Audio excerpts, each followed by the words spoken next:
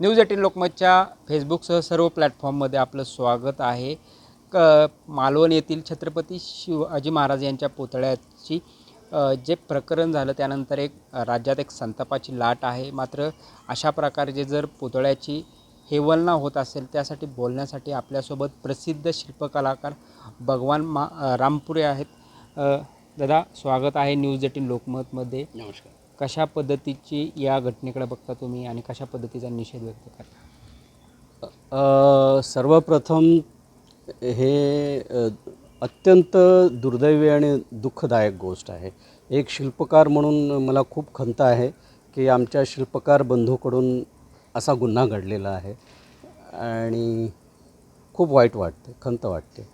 पण त्याच्यासोबतच मला मी हे सांगू इच्छितो की त्याच्यामध्ये त्या कलावंताची केवळ 24 वर्षाच्या मुलाला एवढी मोठी जबाबदारी देणं ही मोठी चूक आहे. म्हणजे त्या शिल्पकारापेक्षा, त्या मुलापेक्षा, नुकताच तो कॉलेजमधून पासआउट झालेला आहे, त्याला काहीच अनुभव नाही आहे. अशा अनुभवहीन माणसाला तुम्ही कसं काम देता? शिवाजी महाराजांचं म्हणजे किती लोकांच्या भावना गुंतलेल्या असतात महाराजांच्या पुतळ्याविषयी, आणि इतका दिव्य भव्य पुतळा, आणि असा पुतळा अनुभव नसणाऱ्या नुकताच कॉलेजमधून पास झालेल्या मुलाला काम देणं, त्याच्याकडे फाउंड्री पण नाही आहे. म्हणजे ओतकाम कुठे करायचं हेही माहीत नाही आहे. स्टुडिओही आहे की नाही मला माहीत नाही. कॉलेज पास झाल्यानंतर निदान 5 ते 10 वर्ष तरी त्याला सेटल व्हायला लागते. कलावंत म्हणून नाव होते, अनुभव मिळते. अशा अनुभवी माणसाला काम द्यायचं की केवळ कमी कोटेशन किंवा ओळखीचा मित्राचा मुलगा आहे किंवा आणखीन काय, कुठल्या निकषाने त्यांना काम दिले मला माहीत नाही. त्याच्यामुळे कलावंताला वाटते ना की आता आपलं एवढं मोठं काम मिळालं तर आपण काम करू, आपलं नाव होईल. म्हणजे तो गाफील आहे. त्यालाही माहीत नाही की, त्याला हेही माहीत नाही आहे नसणार की इतक्या मोठ्या शिल्पाला किती किंमत लागते, किती किलो मेटल लागते.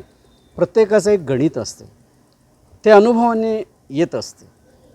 सर, कुठेतरी एवढा मोठा पुतळा उभा करताना त्याची एक तजवीज असते, एक पद्धतीचं नियोजन असतं. कुठेतरी समुद्र किनारपट्टी असेल किंवा जमिनीचा भाग असेल, हा कशा पद्धतीचा असावा, कसे त्याचे निष्कर्ष आहेत, काय सांगताल त्याबद्दल? नाही, प्रत्येक गोष्टीचा निकष असतोच. कारण किती मोठा पुतळा उभा राहणार आहे त्यानुसार त्याचं फाउंडेशन कसं असावं हे त्याचं गणित असते.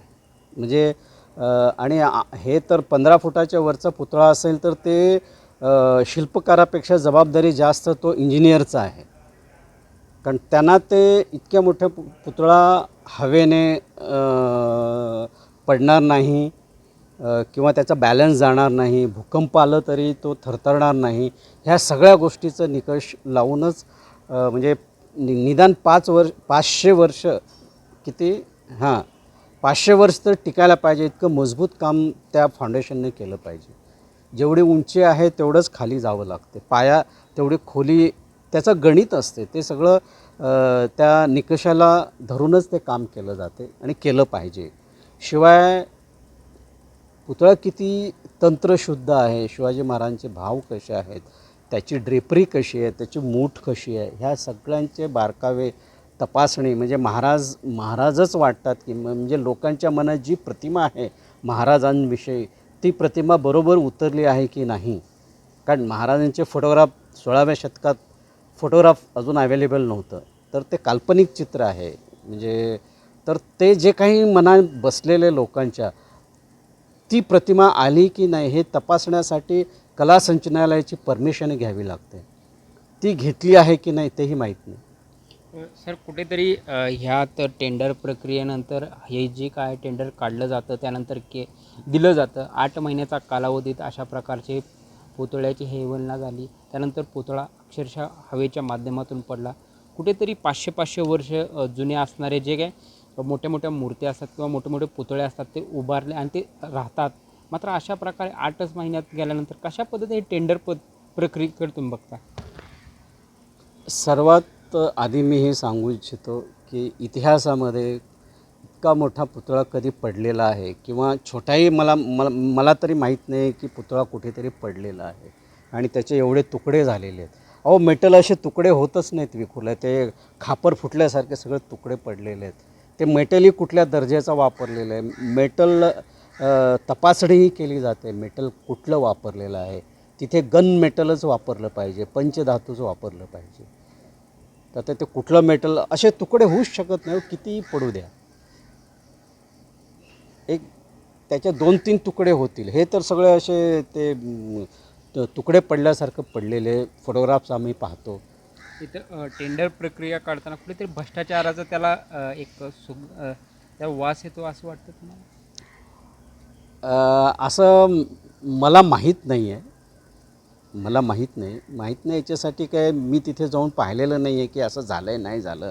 आपण केवळ अंदाज वर्तवू शकतो, आणि अंदाज मीच कशाला, एक शिल्पकारच कशाला सांगायला पाहिजे. सर्वसाधारण माणसालाही हे कळते काय आहे. आणि माझे स्वतःचे महानगरपालिकेचे काम घेताना काय भ्रष्टाचार होतो माझे स्वतःचे अनुभव आहेत. त्याच्यामुळे झालंही असेल असं मी म्हणू शकतो. कारण की त्या प्रोजेक्टसाठी किती करोड निधी, आणि ते निधी लोकांकडून म्हणजे लोकांच्या टॅक्समधून घेतलं जातं, तर तो निधी कसा वापरायचा हेही फार महत्त्वाचं आहे. यामध्ये कुठेतरी राजकारण होताना दिसतंय. प्रत्येक जो विरोधी पक्ष असेल किंवा सत्ताधारी पक्ष असेल आपलंच म्हणणं खरं करताना दिसत आहे, मात्र त्याच्यावरून आता राजकारणही तापताना बघत आहे. कशा पद्धतीकडे बघता अशा सामाजिक गोष्टींकडे राजकारणाला? साहेब, माझं स्वतःचं वैयक्तिक मत आहे. कारण कुठलाही पक्ष असो, आज हा पक्ष आहे, ह्याच्याकडून ह्याच्या राज्यात ह्याच्या शासन काळामध्ये झालं की दुसरा त्याच्यावर तुटून पडतो. तो असेल तर आत्ताचा शासनकर्ता तुटून पडतो. हे काय सर्वसाधारण गोष्ट आहे. ह्याच्यासाठी माझ्यासारख्या माणसाला सांगायची गरज नाही आहे. कारण हे राजकारण आहे, आणि राजकारणावर मी तरी कधी बोलत नाही. कारण हे आपल्या सोयीचंच बोलत असतात ही लोक, समाजाच्या भल्यासाठी नाही असं. स्वतःचं आपलं खरं करणं, म्हणजे दुसऱ्याने चूक केलं आहे की आपल्याला बोलायचा अधिकार आहे हे बोलतच असतात. ते त्याच्यामुळे ते असा एखादं तरी राजकारणी दाखवा की एखादा शासनात असलेला माणसाने खूप सुंदर काम केलं आणि त्याची स्तुती केली विरुद्ध लोकांनी, असं कधी ऐकलं आहे का तुम्ही? नावच ठेवणार ना. कुठेतरी ज्या शिल्पकाराने ती शिल्प उभारलं होतं आणि त्यासोबतच्या एक अजून सहकार्याविरोधात आता गुन्हाही दाखल झालेला आहे. तो गुन्हा दाखल होणं असं शिल्पकारांवर कशा पद्धतीने बघतात? शिल्पकार म्हणून त्या कामासंदर्भात काय बघतात? नाही, अत्यंत दुर्दैवाची गोष्ट आहे. आता तो बिचारा 24 वर्षाचा लहान मुलगा, अहो कदाचित तो कुठेतरी जाऊन आत्महत्याही करेल. म्हणजे आता तो किती घाबरला असेल, पळून गेला असं ऐकलेलं आहे मी. घरातही हां, नाही, ते घरातही तपासही नाही. नाहीये. हां, म्हणजे आता त्याची काय मनस्थिती झाली, किती घाबरला असेल. हां, कारण शासन तर गुन्हा दाखल केलेलंच आहे. म्हणजे कोणी तरी गुन्हा दाखल, ते काय काय आलेलं आहे पेपरमध्ये की इतके कलम लावले गेले, तितके कलम लावले, ते कॉन्ट्रॅक्टरवरही आणि शिल्पकारावरही. आता एवढा छोटा अनुभव नसलेला छोटा मुलगा काय त्या मनस्थितीत असू, माझ्या मुलाचंही पेक्षा माझ्या छोट्या मुलाचं वय आहे त्याचं, तर काय त्याच्या मनस्थितीवर परिणाम होत असेल मी इमॅजिन करू शकतो. किती घाबरला असेल. कारण समाज चिडलेला आहे, आंदोलन, कारण भावना दुखावलेला आहे ना. आता तो त्याला जबाबदार आहे, आणि तो तर आहेच, पण जो काम देतो तोही जास्त जबाबदार आहे, असं माझं वैयक्तिक मत आहे. कुठेतरी भगवान रामपुरे सरांनी कुठेतरी सरकार असेल, सामाजिककरण असेल किंवा प्रशासन असेल यांना कुठेतरी कटघऱ्यात उभं करण्याचं यांच्या बोलण्यातून, वक्तव्यातून येत आहे. त्यामुळे कुठेतरी अशा प्रकारचे जे काही पुतळे उभारले जातात त्यावर टेंडर पद्धत नसावी असेच त्यांचं म्हणणं आहे. कॅमेरामन अनिल कांबळेसह प्रीतम पंडित, न्यूज 18 लोकमत, सोलापूर.